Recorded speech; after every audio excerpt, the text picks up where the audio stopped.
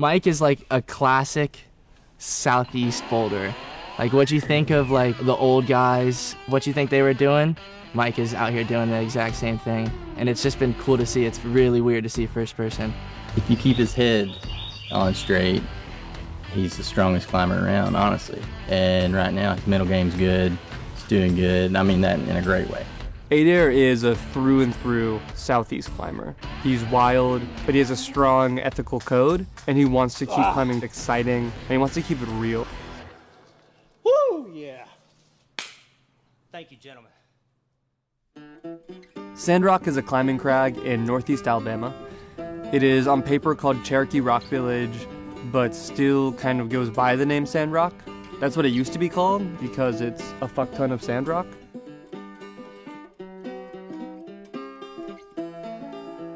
It had been a local kind of a hangout area. Like people rode horses up there and people went up there to shoot beer cans and spray paint, and it was just the Wild West. But through that time period, people would just put up routes, trad routes, sport routes. The rock lends itself kind of to both. There's traditionally protected cracks, and there's also features that lend themselves to being bolted, and so you sort of had this coexistence of sport routes and traditional routes. And it just became probably the single most popular climbing area in the Southeast just because of the ease of access and the wide variety of routes there. There's easy beginner routes, there's bouldering, it's easily top ropeable. It's just a user-friendly area. It has to be the nearest quality climbing for 40 million people, 30 million people, something like that. The whole population of Florida, South Alabama, South Georgia, you know, this is the first thing you're really gonna hit of any like substantial amount of real rock climbing, I'd say. It's the only place you're gonna have all three where you can do a 5-star 510 and then turn around and you have a V5 30 feet away with a 5.9 plus trad line that was put up in the 70s, you know, all side by side by side. Super unique, super unique.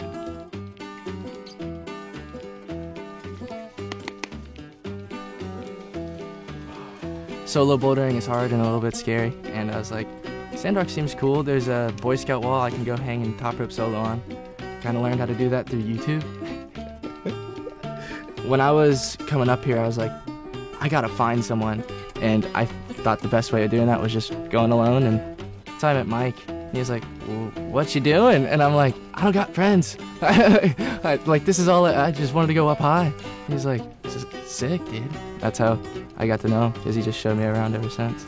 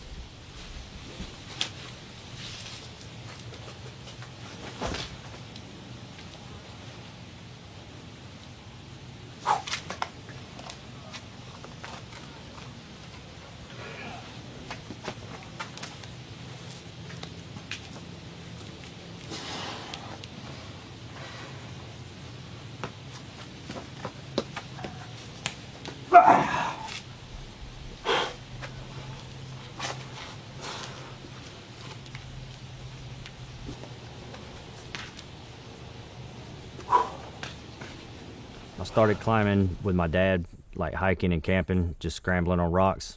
And then when we moved to Alabama, I was up here climbing just with stuff we bought from Lowe's, you know, like quick links and static line and $20 Nikes from Kmart. And this guy, Tom, stops me and he's like, hey, do y'all want to climb with us today? We'll kind of show you what's up. And he gave me a harness and some shoes. We climbed with him all day and we got done and he just let me keep the harness and the shoes. And he's like, nah, do it the right way. Go get you some gear. You're going to be pretty good. Later that year, my dad signed me up for an indoor bouldering competition. He signed me up in beginner and I ended up winning first place in advanced. And they told me the same thing. They were like, dude, you need to go climb. Here's some gear. Have at it. And then I hit the outdoor circuit for maybe 2-3 years. Climbing. I was always taught that you just came here and you did the like 8 through 12s sport routes and that's all you did. but Adair kind of opened my eyes to the history and to the immaculate bouldering fields that are hidden down the mountain. Back in the day, in like the early 2000s, there was bouldering competitions here called the Hoedowns, and they were huge, and you'd have fucking crushers here sending beautiful lines, and people stopped coming to them, and the trails got overgrown again, and the boulders got mossy, and it's weird to see beautiful lines untouched that nobody knows about who's coming here. To me, like, getting lost in a boulder field is some of the best times, because it's like, you're just in the woods having fun. It's just forest, and all of a sudden you see this one rock, and then you see another rock, and you see another rock, and then you drop all like your rake stuff and everything, and you just start touching rocks, and like you kind of forget the whole reason you're out there is to get everyone else out there. We're just trying to pay homage to the old bouldering scene, and on top of that, revive it with the newbies, like show them what it's up. Maybe get some developing going on, kind of show people, kind of pass that knowledge on, you know. The way I've done it, I'd go spot boulders. I'd pick some out that I can see a potential line on there maybe. Then I'd go out and sit down and brush off the keyholes and start working it. And then from there, you'll just clean more and more off if you have to. If not, you know, you leave it. But then you want to make sure you got a good landing, because if other people are going to be coming through there and there's going to be traffic, you want it to be safe and appealing. You know, some people don't like climbing roofs over death falls and shit like that, but whatever. You just kind of step back and see how you'd like to climb it. You know, of course, you want your start holds, cool sloper, crimp. You know, just get your line. It's good to get the old stuff, but always go after the new and have fun with it. Out here, it's like you see a crimp, and then it's blank, and you gotta clean something, you gotta find something. And sometimes it doesn't go. You'll like brush out a piece of Lycra, and all of a sudden there's like a massive like pocket that's just there. You're like, oh yes, I could send something. 20 years ago, I didn't have to clean boulders off. I didn't have to scrub them off and like prep them and keep them ready to climb and all that, because there was that much traffic out here on the boulders. We have 10 times more climbers in the sport now, probably more than that, and you're scrubbing an inch of moss off the top of it because nobody's touched it in 15 years. Bouldering has changed here because when the ABS kicked up, the American Bouldering Series, that and then the IFSC or whatever it's called, IFS something, they picked up. So now you got two of those going around and everybody's climbing indoors. When they come out here, it's a whole different ball game from the boulders that they're used to. Route-setter, you walk in and put whatever hold you want on the wall, wherever you want it, however you want it. Out here, you got to work with what you got and what's given to you and allowed by the rock, you know? In this boulder field we're sitting in right here, 8, 9 out of 10 quality 3 to 5 star problems. There's no choss in this boulder field. It's pretty good. It just needs traffic. It needs to be cleaned off and get some traffic. You got to go through and you got to make sure people aren't stepping into snake pits or stepping over logs in the holes and breaking their legs and their ankles, and it's safe to get to, and you got to keep an eye on erosion. You got to make sure water's not going to wash your trail out, wash your retaining walls, your corners. Make sure what you do building the trail isn't going to cause erosion and washout and so on and so forth. When we go in, we're gonna make the place cleaner than when we come out, so we gotta find at least one piece of trash or clean something, because you gotta give back a little bit. I just want to get people back out here and not forget about these boulders, not forget about the traditions up here, like what it feels like to be outside and outdoors. I want my kids to experience that. I want your kids to experience that. And keep it alive, like pass it down, take care of this place.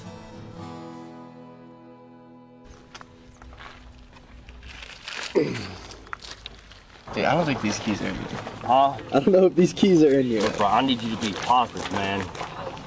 The keys are in there. We're gonna get them, Nick. Damn it.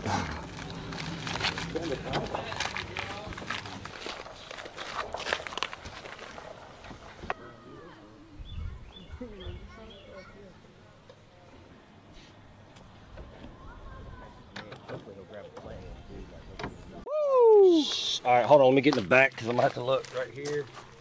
Look in that seat. Yeah. All right, here, come on. Oh, it didn't go off. Yes. We have time to find it. Climb some rocks. Pink, everything. Y'all do that? Y'all in that kind of thing? You gentlemen like to climb rocks? I partake in that. Yeah, a little bit here and there. Okay. Okay. Hey man. What's up, man? How y'all doing? Doing good. I'm Ian. Ian Harley. Nice to meet you, Harley. Dave. Nice meeting y'all. Heard lots of good things about you. Oh man. Oh, You ain't got a lot of that, man. You can come around and climb with us? I think so. Yeah. I'm going to Citadel here in a little while. You gonna Cool. try to give that a go? Look at it? I'm gonna go look at it. My warm-up circuit's over there too. Like, climb up to where the escape on chin-ups is. There's this classic line at Sand Rock called Trailer Trash, and it's right at the bottom of this highball V0 called the Jaws block. Trailer Trash has been one of the test pieces up here since I started climbing up here. I mean, it's like badass. Not many people do it. I've only know of like 2 people ever doing it, I think. And I've looked at it every week for the last 22 years that I'm up here, and I wanted to climb it. I've never been able to make the first move on it though. A lot of people have looked at 8Air, who's 38 now, and be like, hey man, like, you're past your prime. You're not going to be able to climb these routes that you set. You're not going to set anything new. Like, your muscles are fucked. Your mental's fucked. You're not going to do this. And 8Air just kind of gave them the middle finger.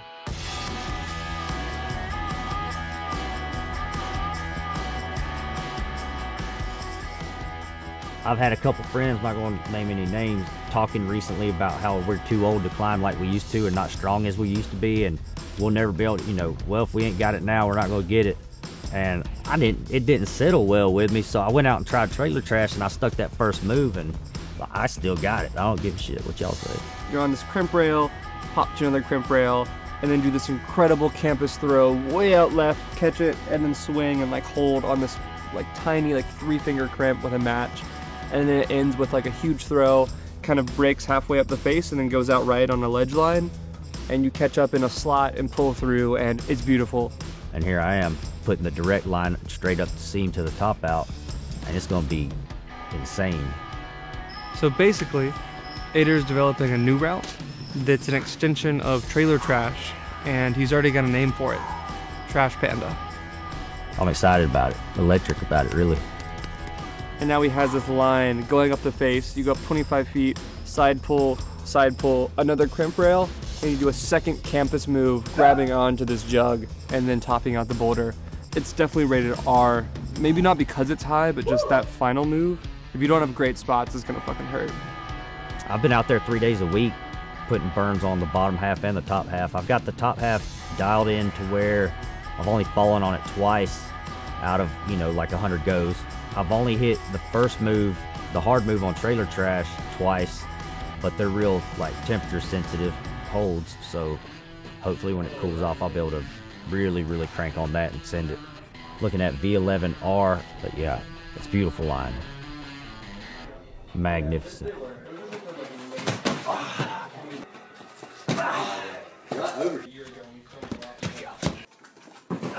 That's what I've got to fight. I've got to go into it square or it's not going to hold.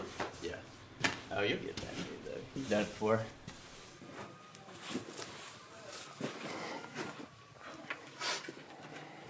Sometimes all it takes is like shutting that voice that's like, you can't do this. I mean, look at it. It's 80 feet of blank rock. And you just got to be like, just go for it. If I'm met face to face with a challenge, not one time will I say, well, I'm done, or it got me, or I can't handle this. And that's what climbing does for me personally. I think the biggest thing is my belief in myself, like the confidence that I have to go through life. You can't not have that when you're up on the wall untethered at 80 feet. You know what I'm saying? So it really locks it in for me. What brought me back makes me want to stay this time and like focus on not getting outside of this is because the closer I get to rock climbing, the more balanced my life becomes. Like the more it levels out and the more things fall into place. And the farther I get away from that, it just starts mixing up, going to shambles and chaotic. And I don't know why, but that's how it's been, my whole life. So I figure I'm gonna try to stick close this time. I think right before he was going to break into like his double-digit problems and he was going to start like tearing through into like real bouldering, he just kind of fell away from climbing. what had happened was I was sleeping in a groove on top of fireplace, and it kind of locks you in. So you're like 2 foot from the edge, but it blocks all the wind, and you still got a 180-degree view of the sky. It's pretty neat, so I would lay there and go to sleep sometimes. But one night I stood up to go piss off the top and stepped on a can or a bottle or something, and when I did, my foot skeeted out from under me, and I went over the edge and knew where I was at, so I made peace in my mind, like, oh, I'm dead. And on the way down, I hit some kind of ledge, and it kicked me over in a rotation, and I landed flat on my stomach first, on my belly. Somehow in a spot that is literally almost like an outline like a person. If I'd have landed anywhere else, it'd have fucked me all up. But it didn't. It just broke my right foot off for the most part. Get this, my buddies, he's like, "Hey, get up, man. What was that sound?" I was like, "That was me hitting the ground, dude." He's like, "Nah, man. What are you crawling for?" "That was me hitting the ground." He's like, "Oh, shit. We need to call an ambulance." Like, "No, I'm not dead, man. Just, like, take me to the hospital." "No, we're calling an ambulance. Don't move." Like, "Well, I'll take myself to the hospital." So we get in the truck, and I let him drive or whatever. He wrecks my fucking truck at the end of the road down there. Just, like, barrels into a tree. And I'm just, "You stupid motherfucker," just hitting him. And finally, like, luckily a buddy of ours was following us, and he took me to the hospital. And Micah comes up here the next day, and he's like, "Is that Adair's truck? Adair's truck's in a ditch." He calls me, because I was supposed to meet him to climb, And he's like, "Where you at?" "I'm in the hospital." "Oh, shit, blah, blah, blah." It shattered the whole bottom of my tibia into mini pieces, and then it shattered the bottom of my fibula into 4 or 5 pieces. And I had to get 2 screws on this side holding it, and then 2 plates and 6 screws on this side. They told me I would never climb again like I was. They actually tried to amputate my foot, and I was like, "Fuck you are, like, leave my foot, I'll figure it out." Well, we can't do that because of liability reasons. Like, we have to cut it off. And my dad ended up coming down there. We got in a fight with a doctor. We ended up leaving with my foot intact, and here we are. I mean, I was climbing within 12 months of the injury. Never got back full swing, like up to my full strength, but I got pretty decent again, and then just kind of plateaued for a little while and didn't put a lot into it. I was trying to focus on other things, and I would hop in and out of the sport every now and then. I got into a relationship, and that's where I've got my youngest daughter now. Is one of the reasons I didn't get to climb a whole lot. And when that ended, I went full swing and got really, really good again pretty quick. And that was 3 years ago. Then I took 2 years off, and now here I am back this year trying to hit it full throttle. Been telling myself, there's no way I can climb as good as I used to 20 years ago. And, well, no, I can. I don't know how, but I still can. So I want to see how far I can go with it, really.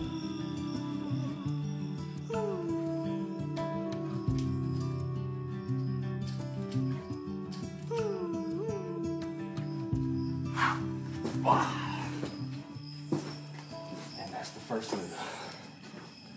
God, this thing's hard.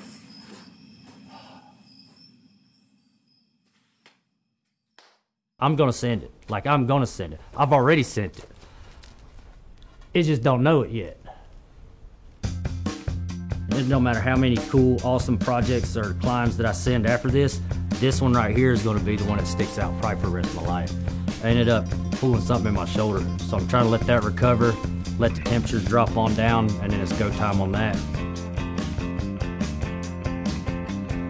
Once people realize that these boulders are here and that they're ready to be climbed, there's going to be FAs going up left and right down there. And then all of that is leading up to the reawakening of the Hoedown 2025. It was the original bouldering competition trail day that they had up here 20 years ago plus, and we're going to open the midfield up and have a competition down there. It's going to be pretty fun. I'll never stop working on projects out here. This is my stomping grounds, My kids live right down the road. I live right down the road. It's like home. So you never stop working on your home, do you? I learned how to let things slide that are out of my control out here. My dad used to say the serenity prayer a lot. Let me accept the things I can't change the things I can, and the wisdom to know the difference. I figured that out here. Like, I learned that out here. Put it this way, like, at least once a week, I meet somebody that tells me this place changed their life, literally. I'll probably be out here when I'm, you know, not in the physical anymore, too. Like honestly, I'm pretty sure I'll haunt this place if you want to call it that. I'll be here. You'll hear riding across the midnight wind.